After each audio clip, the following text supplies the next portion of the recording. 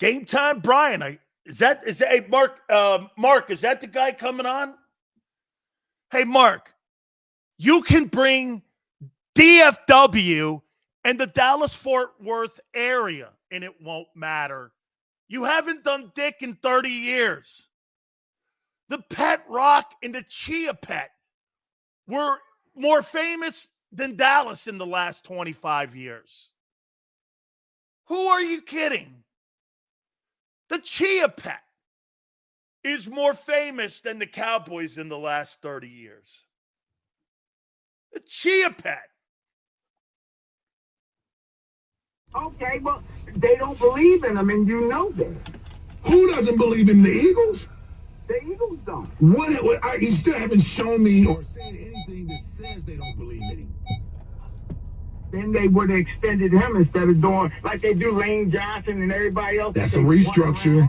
I understand that part of what you're saying. You're saying they didn't reward him like they did some of the other guys.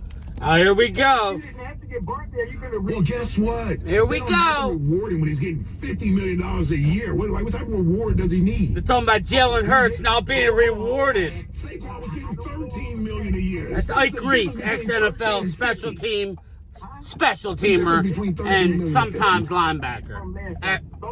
Average to below average linebacker. But special teams ace. His signing bonus kicked in. Talking about Jalen Hurts not getting the love in Philly. It's still the money they already gave him.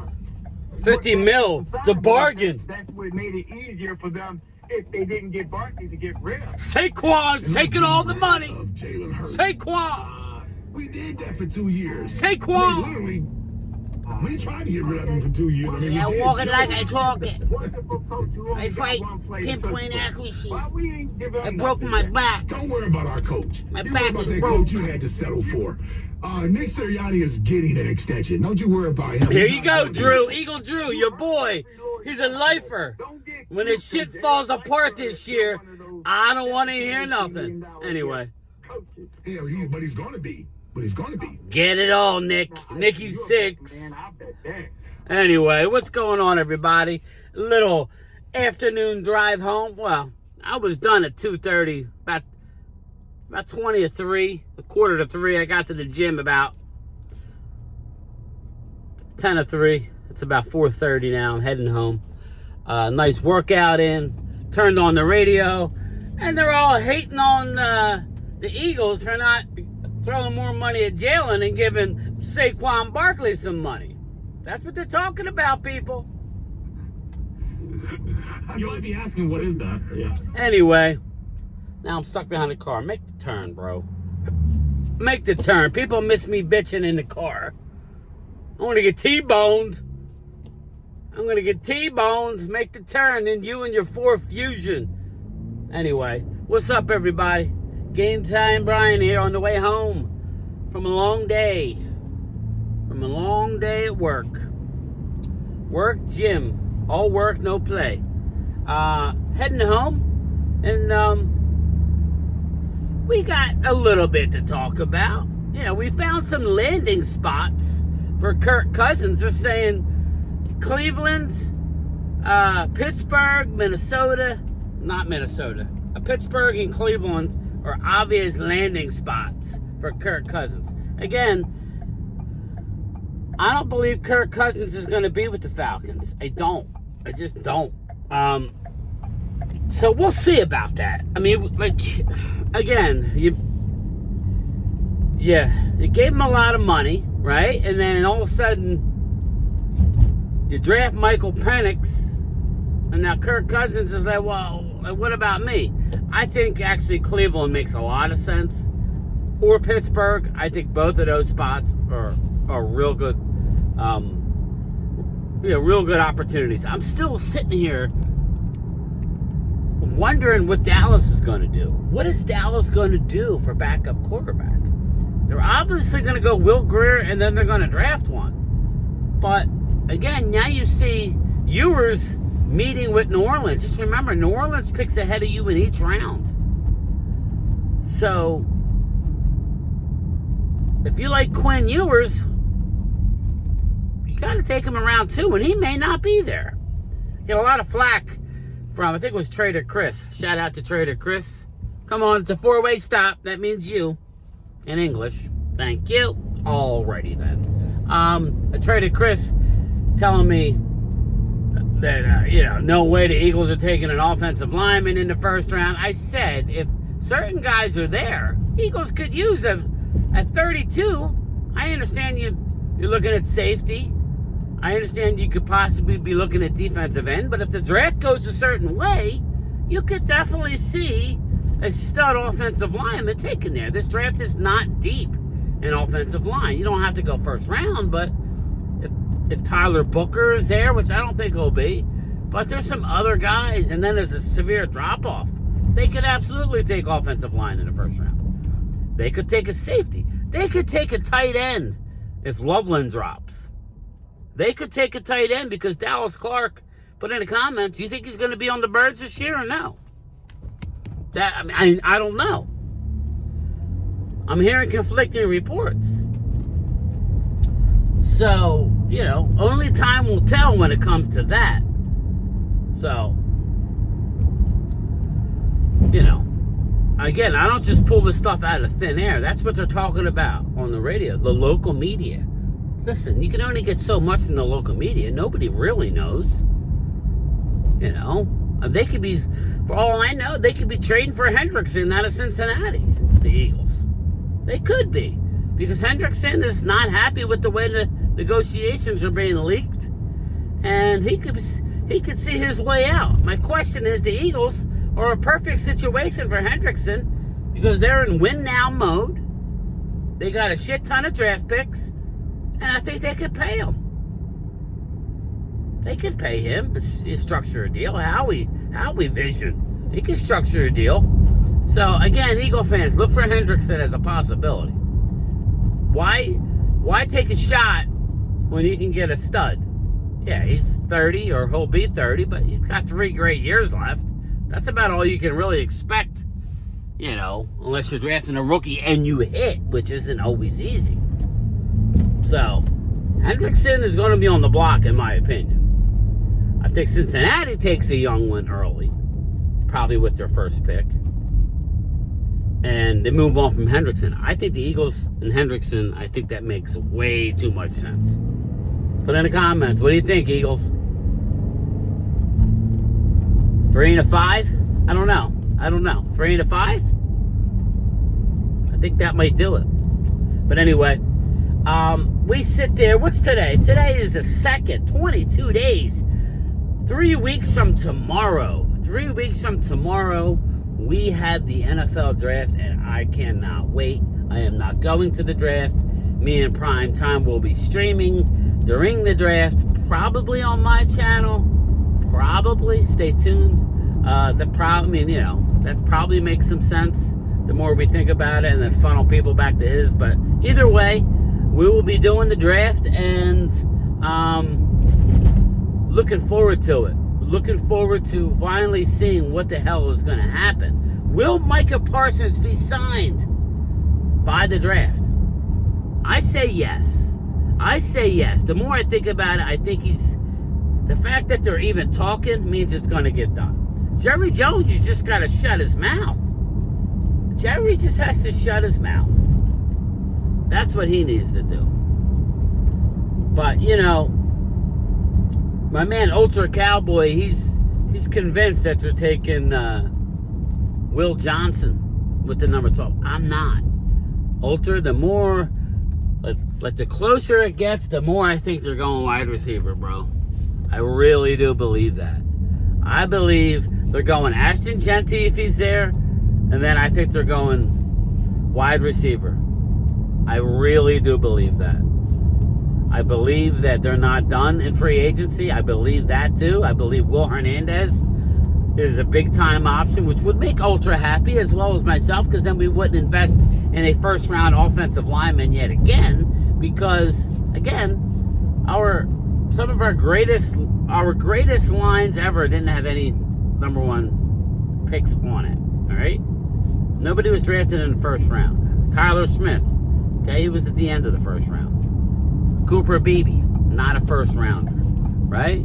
Maybe they bring back Tyron Smith as a backup. Maybe. I don't think I would do that. I think I'd rather have a guard in here and have the guard, compete with Brock Hoffman. They did get the guard from Miami. Again, they like him. So whether me and you like the guy, he played 17 games last year. Smith, is that his name? Smith? I don't know, put in the comments. Who's the guard we got from Miami? They like him. So, again, this coach, Clayton Adams, was able to get a lot out of a little in Arizona, albeit with a running quarterback. Now, he didn't run as much last year coming off the injury. The little guy in Arizona, Kyler Murray, but again, he made a lot out of a little. I expect them, they're on record basically telling everybody they're taking a running back and a receiver. And I was actually excited to hear the Catboy, a.k.a. Stephen Jones, talk about looking for a number 2. So as much as they like Mingo, they're not assuming Mingo is going to be that number 2. It's a compete and see. It's going to be a compete, everybody. They need to compete. That's when you are at your best, when you have competition going on. You're young and you have competition. The only body on that offensive line that's locked in is Tyler Smith, all-pro left guard, and Cooper Beebe. And they could move Beebe to right guard if need be in a pinch. I don't believe that's the plan, though. So, stay tuned, because there's going to be a lot that's happening with the Dallas Cowboys. But you know me, I cover it all. I cover the Eagles. I will bring you the Eagles content, since this is my local team. Go Fightins tonight, 6:45. I'm going to try and do a live stream tonight. We'll see, as long as I don't fall off a cliff and just pass out, which I might. But I'm looking to do a live stream about 9 o'clock tonight. 8:39. So stay tuned for that. We'll do I'll do a channel member Zoom. We'll chop it up. Maybe we'll do some mock drafts. Getting excited. This is the exciting time of year for me. This is the exciting part. You got now, well, you got the Final Four, right? But then you got the NFL draft. And then right after the draft, right, we got free agency again, because Dallas is going to hit that. And then we got schedule release in May. We start having the rookie mini camps and stuff. And then once the schedule release is over, then it's kind of like not much until I think the end of May. There's another mini camp, and then the end of May, beginning of June till the end of July. That 6 weeks, it's dead zone, dead. And so we're gonna be doing all different sorts of content. We're gonna be doing the WrestleMania. We definitely will do WrestleMania. Me and my man Loyal Cowboy. Maybe Prime Time will join in. But definitely going to be involved with some wrestling. I may do some UFL games. Stay tuned. Again, once it gets slow, the channel keeps moving forward. So I gotta get up to speed with some of the with some of the players. But some of the good things that are coming out of these meetings, the competition committee, they're gonna switch the regular season to where it's basically overtime, just like the playoffs. Each team has an opportunity. They're gonna drop it to 10 minutes, but I thought it was always 10 minutes. But anyway, it's a 10-minute. Both teams have an opportunity to possess the ball. Let me know what you think. That, in concert with getting the ball at the 35-yard line with a touchback, I think most teams are still going to take that rather than punt it to Kevontae Turpin, because I think Kevontae took 2 to the house last year. So, again, that is a big deal, because if they are kicking it through the end zone or like touchbacks, we only need 10 yards to be in Aubrey's field goal range. I mean, I know it's a long one, but he's got the leg. That's what kind of weapon Brandon Aubrey is going to be. With these new rules, it definitely caters to the Cowboys when it comes to end-of-game situations. When you got a guy who can kick a 65-yarder with no problem, then let's go. You need to get 10, 15 yards, one first down, and you're honing in on his range. You know what I'm saying? So it's 15 yards and you're kicking. That's a weapon. Not everybody has that. Okay, you gonna clip me? Really, bro? Oh, it's a woman. You and your little... That's a Mazda. Was that a Miata? Come on. Look at her. Look at her. What is she doing? Come on. What's going on? They're coming out in the middle. These people crack me up. Vinny Hagen, driving to New Jersey sometimes is ridiculous. My God. But anyway, let me know what you think. The tush push, yeah, now we're going to back up. Go get to the trailer park, hon. The trailer park's down there. No offense to trailer parks. God damn. Shit. Excuse me. I apologize. People scare me. What can I say that? People scare me. Anyway, I'm all over the place. But the competition committee is not going to ban the tush push, but they may have rules against pushing and pulling players, a.k.a. banning the tush push. They don't want to be on the hook for saying, well, you know, it's a safety. They're starting to get a lot of flack. But they're not going to do a rule against the tush push. Roger Goodell, in order to save face, is saying, well, we don't believe that pushing a player from behind or pulling is safe. So we're going to discuss that. And what that means is bye-bye tush push.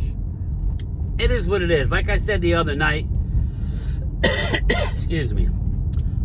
Like I said, I believe that my competitive juices flow. I want to stop the damn thing. All right? Eagles perfected it. Nobody can stop it. Who's going to stop it? I think it's a personnel thing. I really do. You need to get some big boys. And unless you dedicate that type of player multiple, you know, to play in goal line situations, it's going to be tough to stop. I mean, they're not getting it by a few inches. They're getting it by a yard and a half. So if they ban pushing and pulling, that, I hate to say it, Eagle fans, I'm not saying you can't turn around and hand it to Saquon. I get it.